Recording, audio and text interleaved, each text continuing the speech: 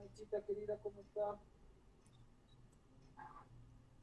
Bien, ya, Michita, ¿usted cómo está? ¿Cómo sigue? Lo que usted estuvo esperando en televisión y radio. Punto de vista global. Desde la capital del mundo para el mundo. Ahora en redes sociales. Con análisis, debates, noticias, farándula, deportes y mucho más. Punto de vista global. Siempre al servicio de la comunidad.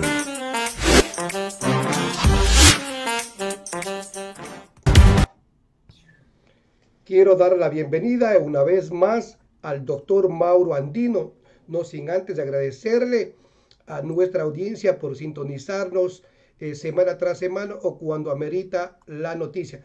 Doctor, bienvenido, gracias por estar una vez más en nuestro programa Punto de Vista Global. Quiero también hacer referencia que el doctor es experto en jurisprudencia, en temas electorales, es analista político. Doctor, bienvenido, muchísimas gracias por estar en Punto de Vista Global.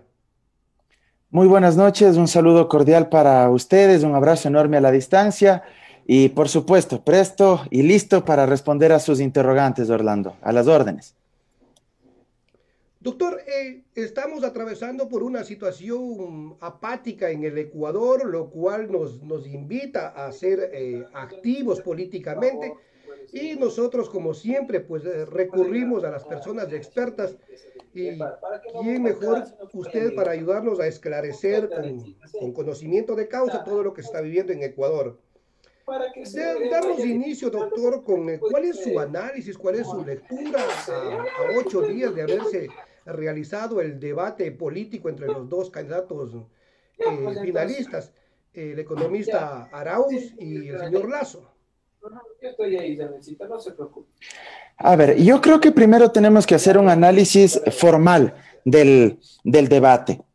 Creo que en lo relacionado al esquema del mismo, me parece que existieron muchas deficiencias. Primero, para arrancar, las preguntas muy mal estructuradas, mal diseñadas, preguntas compuestas, demasiado extensas, largas.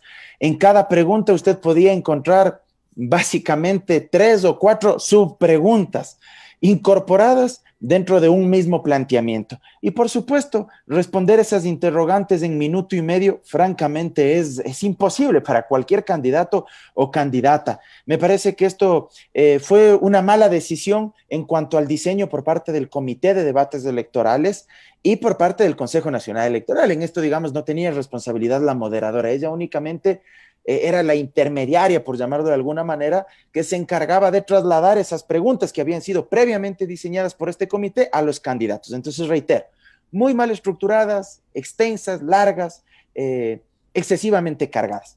Un segundo elemento que hay que señalar, me parece que estos videos que incorporaba el CNE cuando se terminaba cada uno de los bloques relacionados a determinadas temáticas o campos de intervención, una vez que concluían sus exposiciones los candidatos, estos videos también eran inapropiados, imprudentes y contraproducentes con la propia dinámica del debate. Le quitaba fluidez, eran videos igual muy extensos, videos que tenían una duración de 3 minutos, 2 minutos o más incluso de duración, y evidentemente eso le volvía al debate demasiado estático, parco, le quitaba fluidez al trámite del mismo, y eso no abonaba a que tengamos, reitero, un debate muy prolijo. De hecho, yo creo que mucha gente, a medida que fue pasando el transcurso del debate, debe haber dejado de verlo, porque se aburrió, se volvió cansín por estos videos igual que incorporaba el CNE. Y en estos videos lo que el CNE buscaba era de alguna manera aportar con datos, con indicadores que otorguen, que formulen un diagnóstico de la situación económica, social, política del país, cuando esto era tarea o esto era responsabilidad de los debatientes.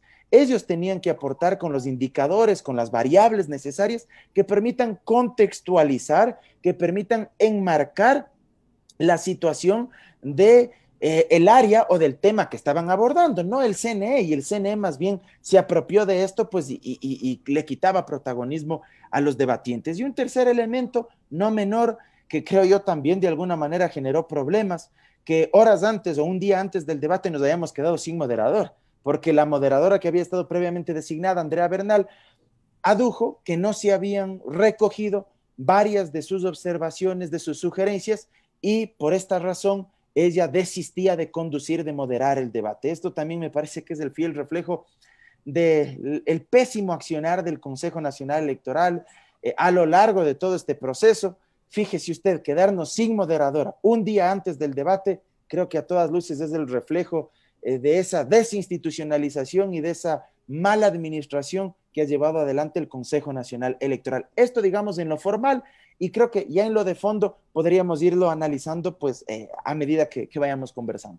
Sí, doctor, también sumarle un aspecto negativo al debate, ya que uno de sus integrantes del Consejo Nacional Electoral o los que redactaron las preguntas llamó unos días antes a que las Fuerzas Armadas tomaran el control so pretexto de rescatar la democracia o que prevalezca la democracia. Mire, eso fue una barbaridad, ¿no? Eso fue una barbaridad, algo jalado de los cabellos.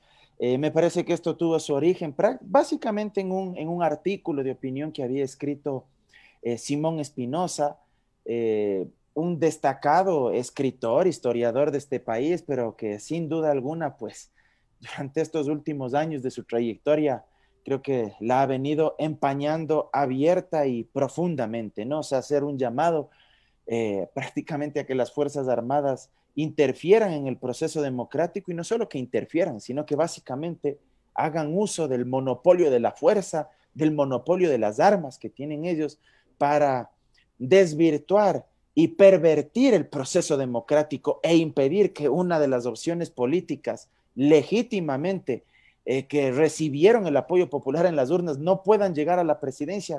Me parece aberrante.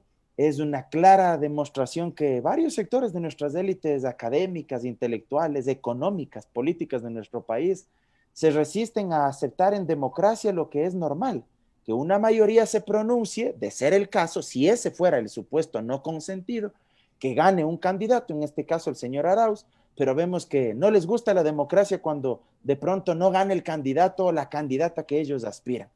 Y claro, ese artículo incluso fue replicado por uno de los aspirantes también que estuvo compitiendo en la primera vuelta, fue legitimado.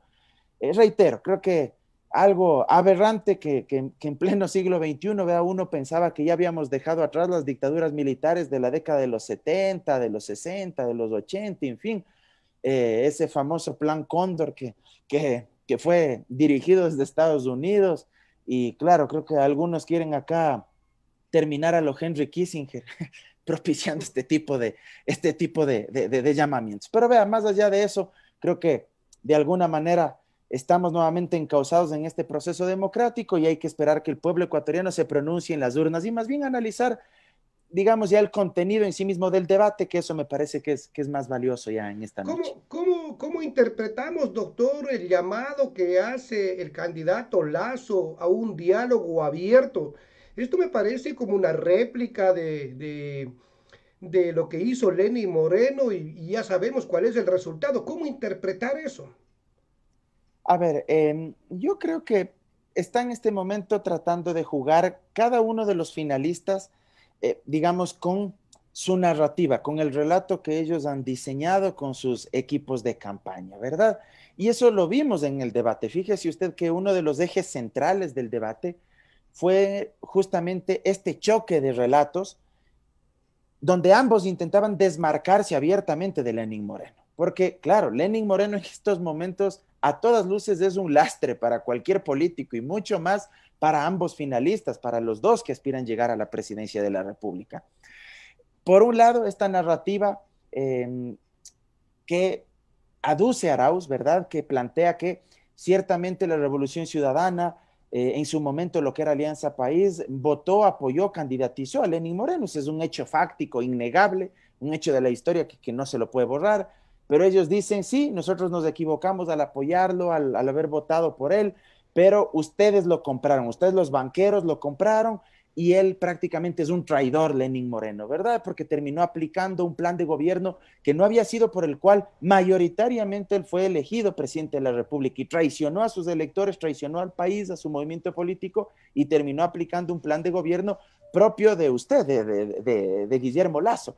Gobernó con usted y gobernó con los socialcristianos. Digamos, esa es una narrativa. Del otro lado, la narrativa de Lasso, que incorpora estos temas del diálogo, ¿verdad? Y del encuentro que habla él, porque, digamos, ellos utilizan mucho esta lógica del consenso. La derecha es muy característico en estos grupos utilizar el discurso de la unanimidad, del consenso, del acuerdo, porque ellos básicamente quieren disuadir la palabra conflicto, sacarle el conflicto dentro de la política, porque para ellos el conflicto es malo.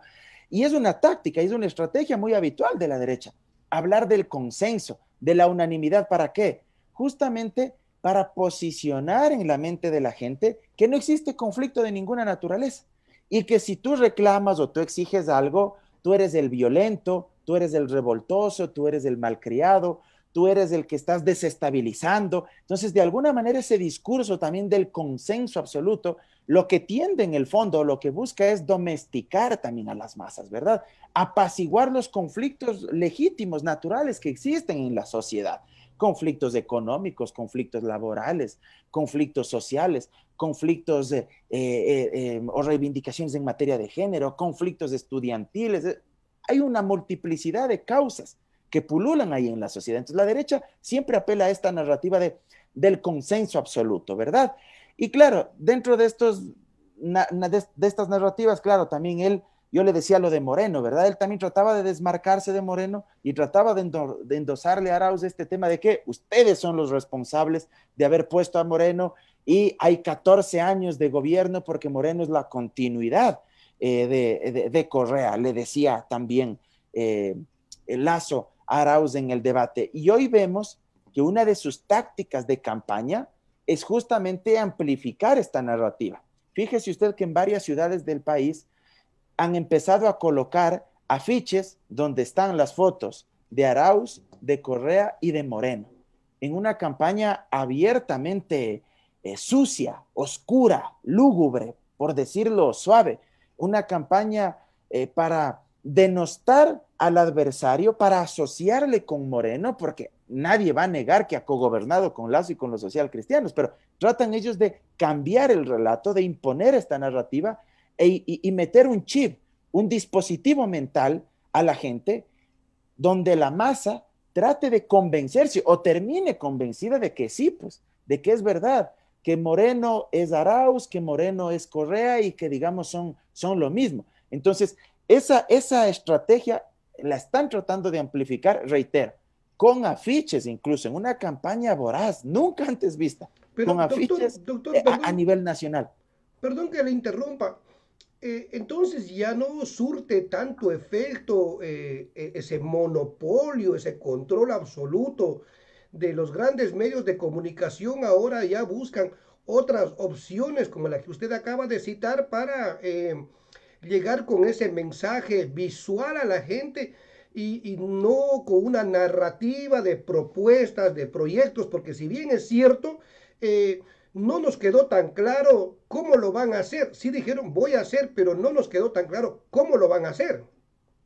Efectivamente, Orlando. Y mire, lo que hay que tomar en consideración es que una campaña electoral es una guerra de emociones más que una guerra de razones. Y no hay que olvidarse que el asesor estrella en este momento de Lasso es el vacunado VIP Jaime Durán Barba, que salió en las listas. Uno de los privilegiados. Es uno de los privilegiados. Jaime Durán Barba le está asesorando a Lasso, ¿sí? Dicho sea de paso, también fue en su momento el asesor estrella de Macri en Argentina, ¿verdad? Y es un asesor muy reconocido a nivel internacional que utilizará todos los medios posibles para hacer ganar a su candidato. Exactamente. Y mire, uno puede encontrar varios anclajes ahí ya dentro de la estrategia de campaña que ha venido utilizando Lasso en esta segunda vuelta. Yo le decía, una campaña electoral no necesariamente es una guerra de razones, sino una guerra de emociones. Y me parece que la campaña de Lasso ha identificado con mayor claridad eso en las últimas semanas. Fíjese usted cómo utiliza la muletilla en el debate. Andrés, no mientas otra vez. Que como usted bien dice, Orlando, no es pues una propuesta de campaña. Con el Andrés no mientas otra vez, no va a solucionar el hambre y la miseria de más de 8 millones de ecuatorianos que viven diariamente con $1.50 y máximo $3 diarios, según datos oficiales del INEC. Más de 8 millones de ecuatorianos viven en condiciones de pobreza y de extrema pobreza. Con el Andrés no mientas otra vez, no vas a solucionar el acceso a la universidad, el acceso a la educación en línea para nuestros niños, niñas y adolescentes. Con el Andrés no mientas otra vez, no les vas a dar computadoras, teléfonos, internet permanente, teléfonos inteligentes. No vas a solucionar el problema del desempleo, no vas a solucionar el problema de la precarización laboral que se incorporó de forma solapada con esa mal llamada ley de apoyo humanitario, donde tenemos apoyada por Creo. Por Creo en la Asamblea, aprobada con los votos de Creo en la Asamblea. Salarios de los trabajadores y trabajadoras del país que hoy oscilan los $220, porque esa ley permitió reducir la jornada laboral. Entonces, fíjese usted cómo se apela a la emoción del electorado. Se apela más bien a incorporar ciertos sentidos políticos, pero desde la emoción, ¿sí? Desde la deconstrucción, y yo diría, desde la destrucción del adversario, porque no atacas los argumentos de tu adversario. Él no ataca los argumentos o las propuestas del contrincante, sino que lo que trata es de demonizar con esa frase. Y mire cómo todo era parte ya de una estrategia bien diseñada, y hay que reconocerlo desde el punto de vista estratégico.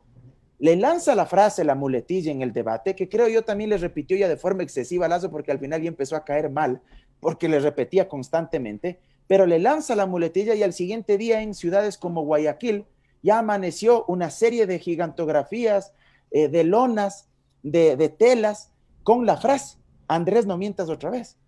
Hoy ya vemos en la ciudad de Quito igual y en varias ciudades del país grafiteadas las paredes con esta muletilla. Vemos cómo durante esta semana tratan de posicionar la idea de que Arauz ha mentido al criticar a Moreno porque ha sido el funcionario de carrera de toda la vida en el Banco Central, cuando usted sabe que, como todo servidor público de carrera, tiene derechos, pues así como tienen derechos los trabajadores. Y él era servidor de carrera hasta el año pasado, en que le compraron la renuncia de forma obligatoria, aplicando justamente un reglamento de la LOCEP. Pero fíjese usted cómo escandalizaron con ese tema. ¿Para qué?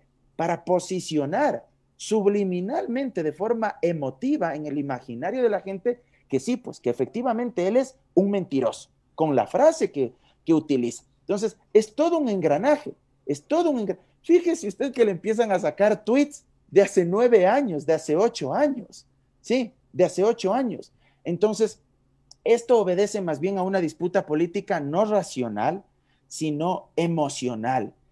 Aplicar estrategias similares a las que en su momento utilizó Donald Trump en Estados Unidos para ganar la presidencia de la República contra Hillary Clinton, que después fue descubierto, denunciado a través de este famoso caso de Cambridge Analytica, que hay un documental incluso en Netflix, recomendable, porque ahí se observa cómo se juegan con las emociones del electorado, cómo se distorsiona y se pervierte el proceso democrático a través de la utilización de bases de datos, a través de redes sociales como Facebook, Twitter, y se destila odio, se destila veneno para, reitero, demonizar al otro. No ataco tus argumentos, no ataco tus propuestas, no hago yo tampoco propuestas, pero demonizo al otro.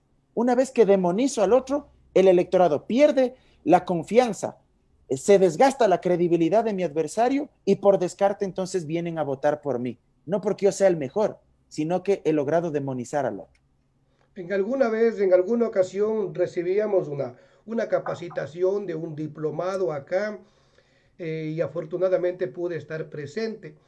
Decían que es importante atacar el argumento y no a la persona, pero en este caso ellos sí se atacaron, digo mutuamente, a pesar de que sí hasta cierto punto Arauz era quien quería presentar las propuestas de cómo realizar todas sus ofertas de campaña. Y vemos que lamentablemente, no sé si para mí el tiempo fue muy corto, demasiado confusas las preguntas, como usted señalaba, una pregunta inducía que se puedan derivar 6, 7 preguntas. Entonces el debate fue muy amañado y confuso para que la gente mire desde una óptica de quién es el mejor gallo, utilizando ese término coloquial.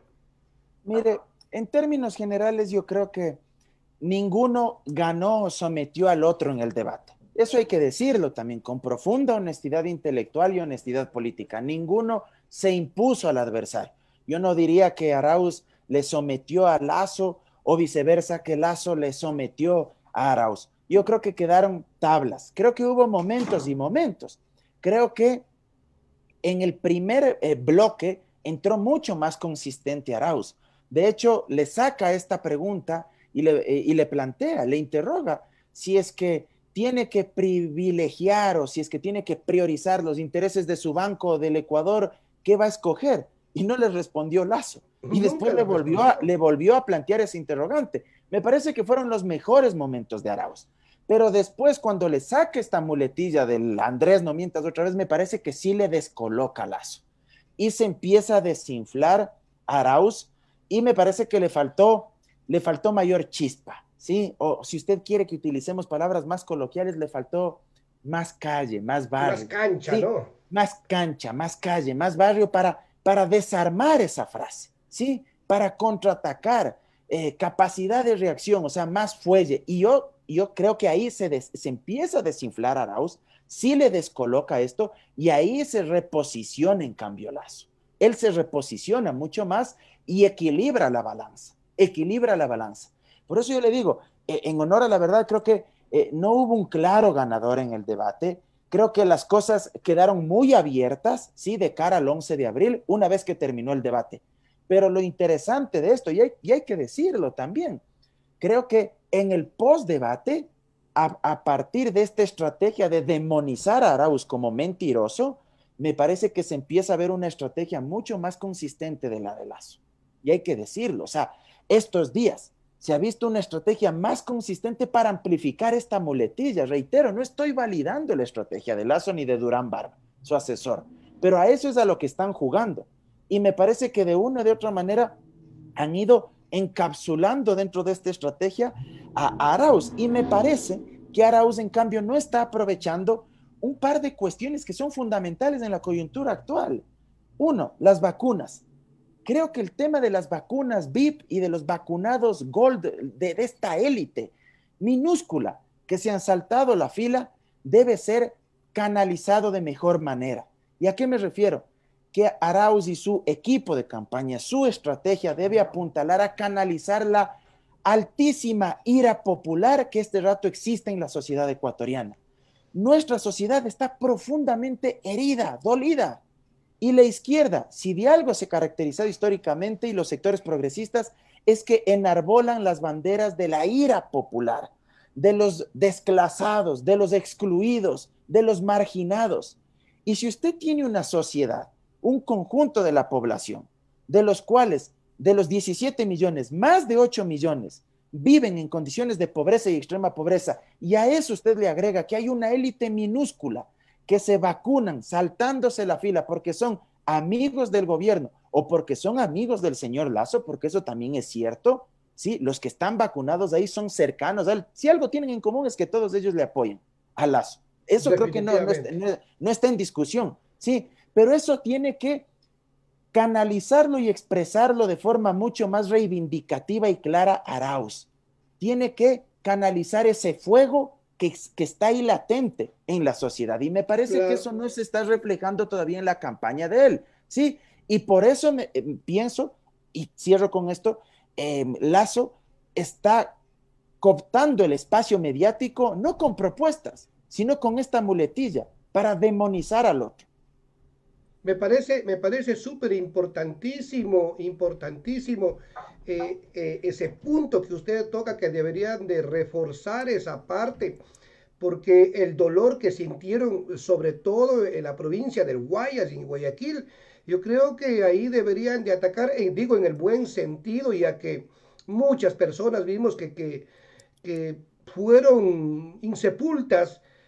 Y ciertos privilegiados, recuerde que ya a partir del 22 de enero ya fueron vacunados, entonces yo creo que hay que atacar allá y hay que tocar también el lado sensible de la mayoría de ecuatorianos que, como menciona usted, a duras penas tienen $1 a $3 para sobrevivir.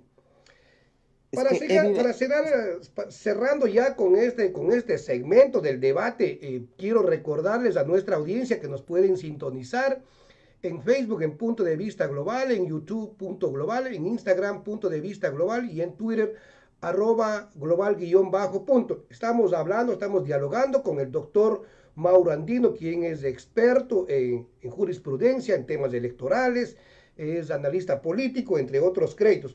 Doctor, es importantísimo pasar a este otro punto y ahí le pido, tómese todo el tiempo, toda la libertad para poder exteriorizar estos temas y esclarecer. Le lanzo esta frase: medidas cautelares contra un presidente en vigencia. ¿Es teatro? ¿Es una realidad? Entendiendo que los crímenes de lesa humanidad, si no pueden ser juzgados dentro del país, hay un universo internacional que también pueden ser juzgados y apresados en cualquier parte que estos países estén adheridos al Tratado de Roma. Efectivamente, y mire, usted acaba de topar otro punto que me parece va a ser fundamental durante estos 15 días, menos incluso, días de campaña, días. Porque sí, exactamente, porque de hoy en 15 estaremos ya con resultados, se habrá consumado la elección, así que para hacer campaña quedan menos días incluso, ¿verdad? Entonces, algo que va a ser clave es este tema del informe de la Comisión de la Verdad, de la denuncia que ha presentado en la Fiscalía el Defensor del Pueblo en relación a las violaciones a los derechos humanos que se suscitaron durante las protestas de octubre del 2019. Y esto también puede estar anclado con el tema de los vacunados VIP.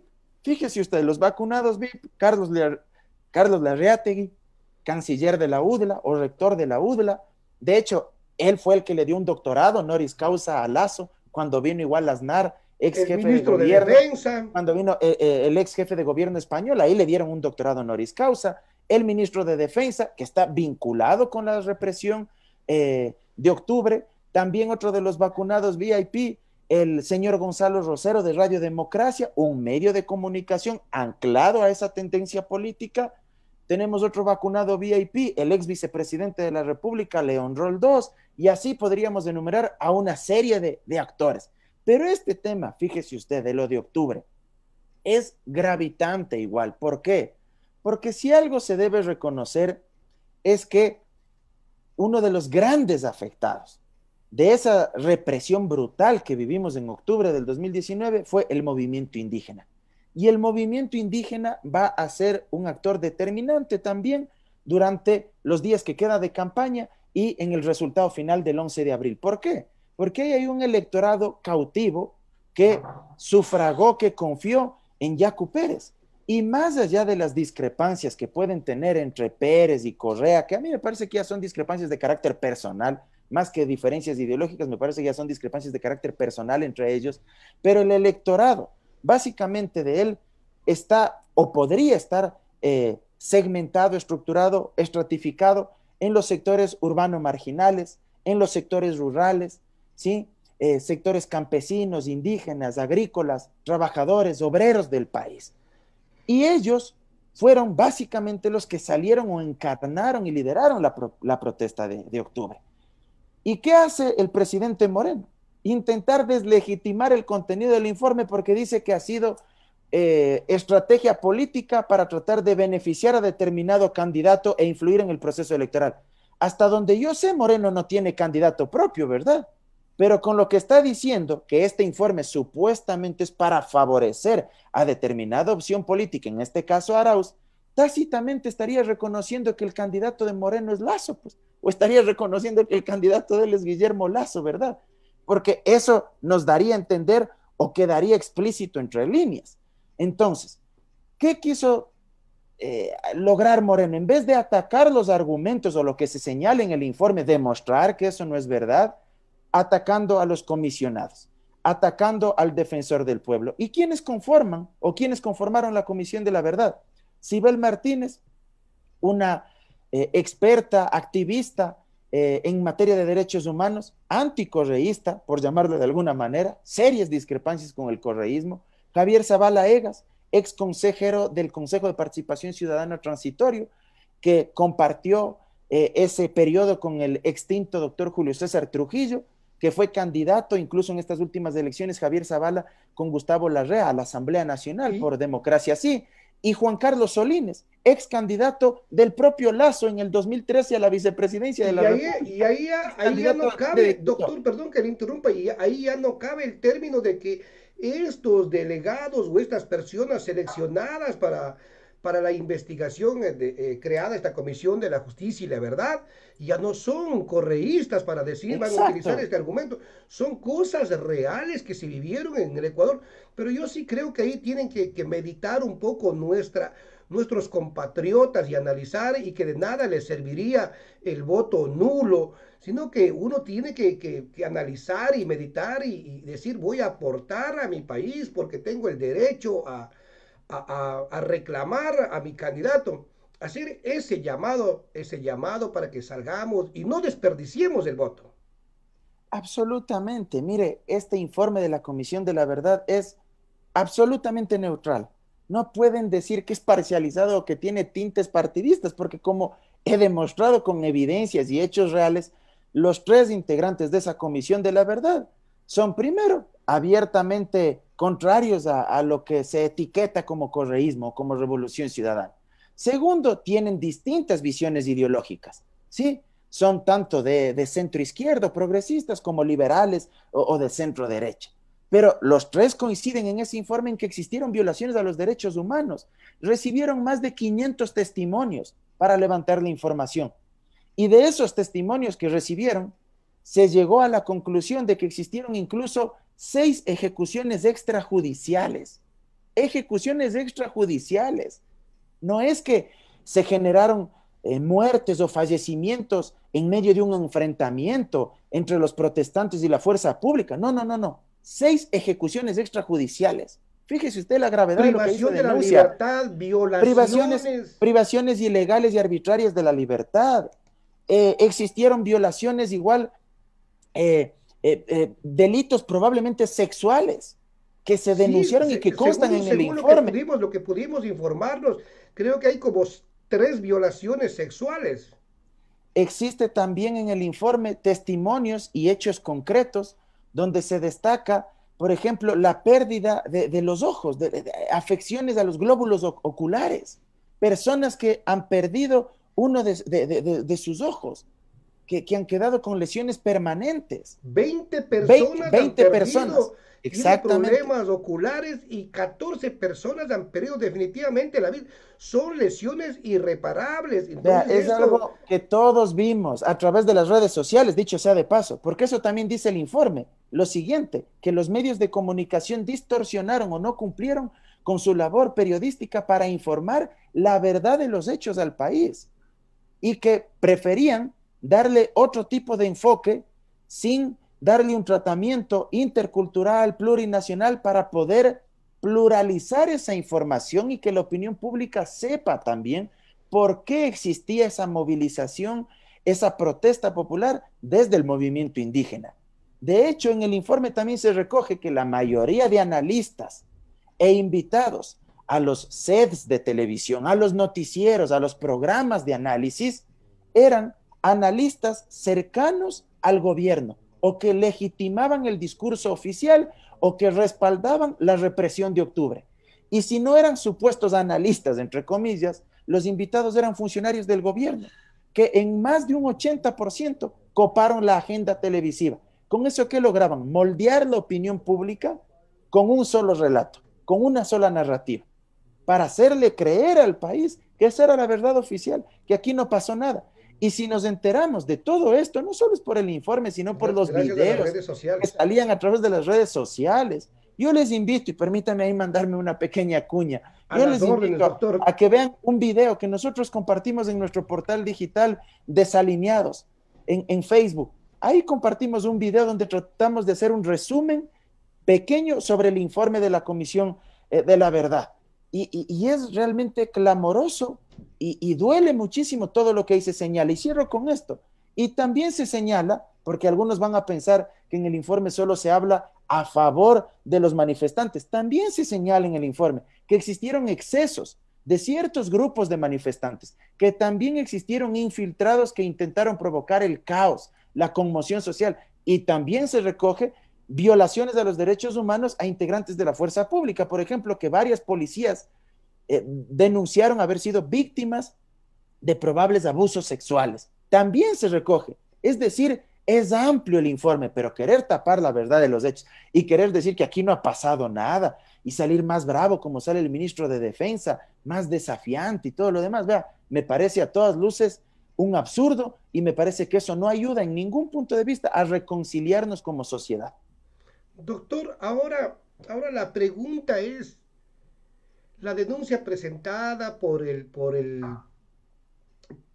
funcionario o por el que rige esta institución de Defensoría del Pueblo, el doctor Freddy Carrión, eh, si bien es cierto, presenta en fiscalía, ¿no será que ahí se queda a dormir el sueño de los justos? Sí, Orlando, fíjese que yo justo le iba a mencionar esto. Yo no tengo muchas expectativas, la verdad, de que Fiscalía actúe. Fíjese usted cómo existe selectividad en el tratamiento de diferentes investigaciones. En una sí, con una celeridad, con una agilidad, pero bárbara, tremenda. Dictan actos urgentes, hacen allanamientos, o sea, pero al paso, volando, presurosos, de forma, pero por demás ágil. Y en otros casos, vea, ahí quedan dormidas las denuncias, no se investiga. Y yo dudo mucho realmente que Fiscalía actúe de manera independiente porque, vea, ha dado total muestra, señal de que existe un engranaje, un maridaje, lamentablemente, con el poder político de turno. Fíjese usted lo que quisieron hacer con lo de las vacunas, con la lista de los vacunados VIP. Si no era por el portal digital Aposta ni nos enterábamos, y en buena hora fue el portal digital Aposta, porque si habría sido algún otro medio de comunicación u otro portal digital, habrían dicho que es un portal correísta, cosas así. Antes fue el portal digital Aposta, pero fíjese lo que quisieron hacer de forma maniquea. Hicieron ese supuesto allanamiento, porque yo digo supuesto porque para mí era solo venta de humo, ese supuesto allanamiento al Ministerio de Salud Pública para disque llevarse la lista de los vacunados a Fiscalía, ¿verdad? ¿Y qué es lo que buscaban? Decir que como están en indagación previa y como se trata de una etapa investigativa de carácter reservada, entonces no se puede difundir la lista para cumplir con las sentencias constitucionales que habían dictado 3 jueces y juezas, me parece, en relación a acciones de acceso a la información pública que habían presentado, demandado varios colectivos y organizaciones jurídicas y organizaciones de defensa de los derechos humanos.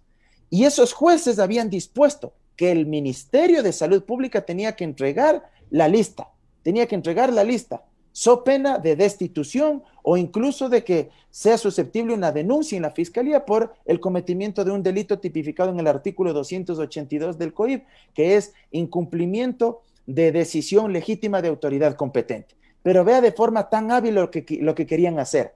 Hacen el allanamiento, se llevan disque la lista y lo que querían decir es: lo sentimos mucho, qué pena, no vamos a poder difundir la lista y cumplir con las sentencias constitucionales porque como por esta otra vía estamos también investigando en el ámbito penal este tema y es reservada la investigación, no podemos difundir. Ya tenemos la lista, pero no podemos difundir. A eso buscamos. Pero por suerte después sale el portal digital Aposta y denuncia esto y nos enteramos, no de todos, pero al menos de una parte de los vacunados pero ya VIP. conociéndoles, doctor, ya podemos interpretar quién es, qué gigante, qué extensa será esa lista.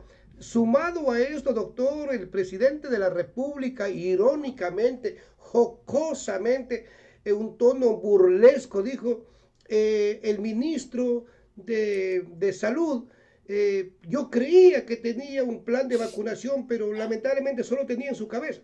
Oiga, no hay palabras, no hay adjetivos para utilizar el cinismo que tiene este mal gobierno. Mire, Orlando, la disputa es clara en estos momentos. Hay una fractura que es pueblo versus élites. Y lo digo así abiertamente. Y no es que estoy yo aquí propiciando la lucha de clases, ni mucho menos. Pero ellos, el gobierno, el poder de turno, Moreno, los vacunados VIP que pertenecen a esta élite económica, política, académica del país, ellos solitos han sido los encargados de alimentar justamente esta fractura, esta división, esta lucha de pueblo contra élites. Ellos, con sus actos de desprecio, de humillación, que tengamos un presidente de la República, vea esto y es surrealista, o sea, realmente es algo impensado. En otros países deben creer que, o sea, que nos deben ver como un chiste, que diga el presidente que él pensaba que había un plan de vacunación, pero que se encuentra con la novedad de que no ha habido plan y que todo estaba en la cabeza del exministro Ceballos. Un tipo infame que se fue a Estados Unidos. O sea, realmente es indignante lo que se ha vivido, que no exista ni siquiera una tabla, un cuadro de Excel. O sea, ¿qué clase de presidente teníamos? O sea, ¿cómo es posible que siendo el presidente de la República y que estemos enfrentando la peor crisis sanitaria de nuestra historia, que estemos enfrentando el momento más crítico de nuestra historia republicana y que diga que no hay un plan por escrito, significa entonces que él nunca le preguntaba pues, al ministro de Salud, nunca le informaba, nunca se reunió? O sea, ¿qué clase de presidente tenemos? ¿Qué actividades? Pero sí dijo, pues doctor, sí dijo, pues si recordamos muy bien, dijo que él se comía un arroz con huevo y que le importaba un bledo el país. Qué fracaso, qué vergüenza, qué limitación de ser humano como presidente. Doctor, para pasar ya al último segmento y agradecerle nuevamente por estar siempre acá aceptando nuestra invitación al programa Punto de Vista Global. Para mí no es una entrevista, doctor, es un diálogo, un intercambio de ideas, de opiniones, pero como tiene que ser, exteriorizando desde lo más profesional y con respeto, como siempre se merecen nuestros invitados. Doctor, quiero tocar el último segmento. El ex candidato a la presidencia de la República, Javier Hervas, se va quedando solo, está tomando decisiones unilaterales, unipersonales, ya que hace algunos días atrás el director o el presidente de esta fuerza o de este movimiento o partido político, Izquierda Democrática, salió a desmentir diciendo de que ellos como movimiento político no estaban apoyando ni al uno ni al otro, que dejaba a entera libertad la decisión de su militancia, que voten por quien gusten.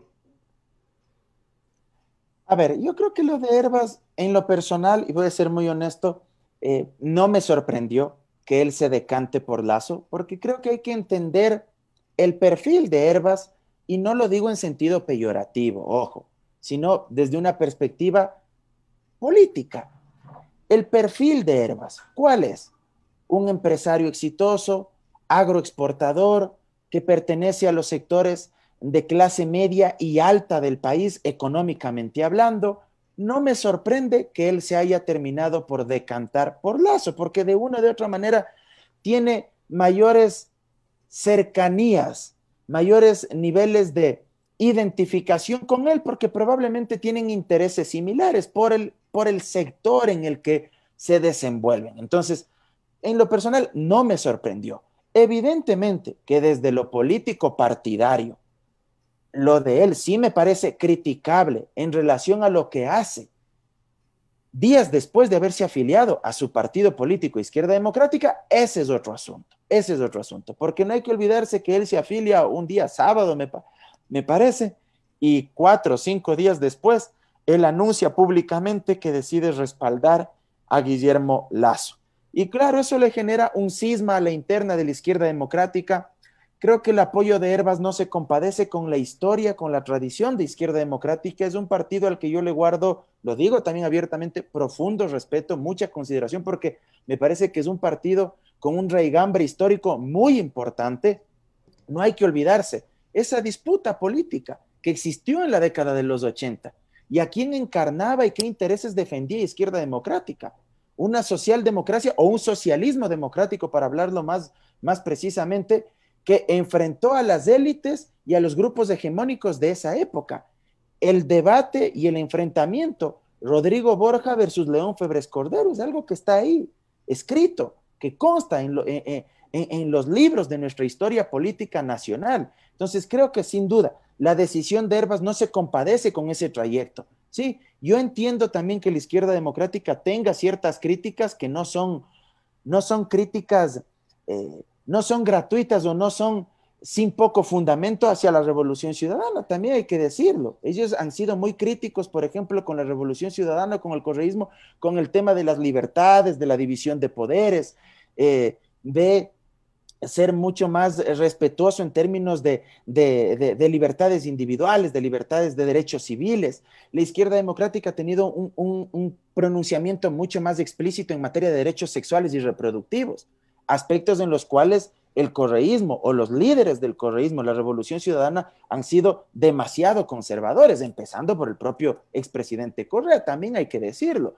Entonces, creo que aparte de esas críticas, la izquierda democrática, si uno lo analizaría en lo macro, en políticas de redistribución de la riqueza, uno entendería tal vez que tendría que ser más proclive a respaldar a Arauz. Pero ellos han dicho que van a dejar en libertad a sus militantes para que hagan uso del derecho al voto como bien creyeren conveniente. Ahora, en lo estratégico ya, yo creo que un gran sector del electorado de Herbas sí está compuesto por clases medias altas, y son sectores que están estratificados probablemente en los cascos o nichos urbanos de nuestra sociedad. Y me parece que ese electorado se va a decantar finalmente por Lasso, creo yo, a diferencia del electorado de Yacu, que yo creo que el electorado de Yacu, siempre y cuando Arauz haga un planteamiento firme, concreto, de recoger e incorporar a su plataforma, a su propuesta, varios aspectos que han sido reivindicaciones justas, legítimas del movimiento indígena, yo creo que ese electorado sí puede en cambio irse con Andrés Arauz. Así que habrá que ver, aún quedan varios días de campaña y veamos qué sorpresas nos trae este enfrentamiento político. Algo está claro, la campaña sucia va a ser brutal y esto es lamentable porque hay un vaciamiento de la política, pero además hay una degeneración de la política que termina también por desgastar al electorado. Doctor, para ir cerrando ya la entrevista, no sin antes agradecerle por su presencia. Doctor, ese voto dirimente, si podemos llamarlo, estaría concentrado en el movimiento indígena que de alguna manera su líder o algunos líderes están llamando al voto nulo. ¿Eso qué? ¿Cómo podemos interpretar como una estrategia? ¿A quién beneficia? Yo también voy a hacer como el debate, varias preguntas en una. ¿A quién beneficia ese voto nulo? La gente tiene que recapacitar esa estrategia política. Doctor, ayúdenos a interpretar, a discernir esto. A ver, hay algunos elementos para interpretar en relación al voto nulo. A ver, por una parte, hay que decirlo abiertamente, también es una expresión democrática, es legítimo votar nulo, no podemos estar de acuerdo de pronto con quien vota nulo, pero hay que ser muy respetuosos porque también es una expresión, reitero, democrática, legítima, porque entre otras cosas el voto nulo lo que refleja es inconformidad con la clase política gobernante, inconformidad con el sistema de partidos, rechazo, falta de representación. Ese elector o electora lo que está diciendo es no confío en nadie, no me siento representado por nadie, no estoy de acuerdo con lo que ustedes están haciendo, quiero un cambio, una reestructuración total del sistema, de las instituciones, de los actores. Entonces, hay que respetar porque implica o tiene varias de estas consideraciones. Ahora, que el voto nulo que promueve Yacu Pérez y Pachacuti tenga este tipo de representaciones, no lo sé. Creo que más bien ellos están jugando políticamente, es decir, tratar de deslegitimar lo que más se pueda al ganador del 11 de abril, sea quien sea Arauz o sea Lasso, pero que quede muy, muy deslegitimado, que exista un alto porcentaje de nulos, ya vamos a hablar sobre eso también, que exista un porcentaje interesante de nulos, ¿para qué? para capitalizar ellos esa posición y, por supuesto, tratar de ya ir pensando en las seccionales del 2023 y en las próximas elecciones del 2025. Ellos, me parece, quieren ocupar el nicho de una nueva oposición política al futuro régimen, independientemente de quién gane. Pero creo que están jugando a eso, políticamente. Es decir, tratar de deslegitimar el triunfo de cualquiera de los dos y ellos posicionarse ahí en ese nicho. Y en la práctica, el voto nulo, ¿qué porcentajes ha tenido? Y este era el elemento que quería agregar. Si usted revisa desde el año 79, que fue la transición hacia la democracia, hasta los resultados de la primera vuelta del 7 de febrero de este año, el voto nulo nunca ni siquiera ha llegado al 12% en promedio. Máximo ha estado bordeando el 11,5, 11,6%. El voto nulo en la primera vuelta de este proceso electoral del 7 de febrero estuvo bordeando el 9,5%. ¿Qué creo? Que sí va a subir un poco el voto nulo, eso es indiscutible. De hecho, las últimas encuestas reflejan un 20% aproximadamente de voto nulo. Yo creo que podría estar llegando tal vez a un 14, 15%. Y me parece interesante porque también es decirle al que gane la elección, y ojo con lo que voy a mencionar, que no es que puede gobernar porque alguien le ha dado un cheque en blanco. Pues. O sea, lo que le van a decir al que gane también es, oye, incorpora mis demandas, cambia ciertas prácticas políticas, cambia ciertas prácticas desde el ejercicio del poder. Y escúchanos, porque habemos tantos electores y electoras que no nos sentimos representados por nadie. Entonces puede ser interesante, pero ya en la práctica no ayuda a nadie, eso hay que tenerlo claro. Mucha gente piensa que votar nulo es ayudarle a determinado candidato. No, votar nulo no le ayuda a nadie, porque el voto nulo es un voto inválido, es un voto que no sirve. De hecho, los nulos no se contabilizan una vez que ya se empieza a hacer el escrutinio. Únicamente se cuentan los votos a favor de Arauz o los votos a favor de Lasso. Se sacan a un costado los votos nulos y los votos blancos, y solo los votos por uno u otro candidato son los que se contabilizan para determinar quién es el ganador. Doctor, muchísimas gracias una vez más por estar en nuestro programa Punto de Vista Global. Nuevamente le estaremos interrumpiendo sus actividades para que nos pueda aceptar nuestras invitaciones. Gracias por estar en Punto de Vista Global, doctor. Muchas gracias a usted, Orlando, por la invitación, siempre a las órdenes, y simplemente un mensaje final. Espero que la elección del 11 de abril sea llevada a cabo de muy buena manera, que no existan inconvenientes.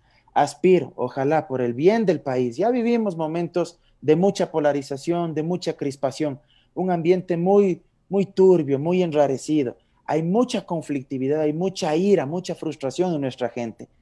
Que este proceso democrático sirva para que llevemos a cabo una transición en paz. Si algo de grandioso tienen las elecciones, es que nos permiten solventar nuestras diferencias, nuestras discrepancias de forma pacífica. Y para eso se inventó la política, y para eso se inventó la democracia, para que podamos en paz procesar nuestros conflictos, para que reemplacemos un estado de incivilidad o de naturaleza donde el más fuerte violenta al otro e impone por la fuerza lo que quiere. Justamente para evitar eso sirve justamente un proceso democrático y sirve la política. Vaya, eligen libertad el 11 de abril, no se deje meter sustos, miedos de nada ni de nadie, porque usted está absolutamente libre para ejercer su derecho y votar por la opción política que más interprete a sus intereses. Un gusto y hasta la próxima. Gracias, doctor. Una vez más, pues agradecerles a ustedes, a nuestra audiencia, que son lo más importante en este medio de comunicación, a nuestros invitados, el agradecimiento de siempre, porque cada vez que les enviamos la invitación, ellos están siempre prestos a colaborarnos para esclarecer desde sus ópticas y con profesionalismo, como les caracteriza, nuestras inquietudes, que son sus inquietudes, la de nuestra audiencia. Mi nombre es Orlando Carrera, un abrazo para todos. Dios mediante, nos vemos en una próxima ocasión.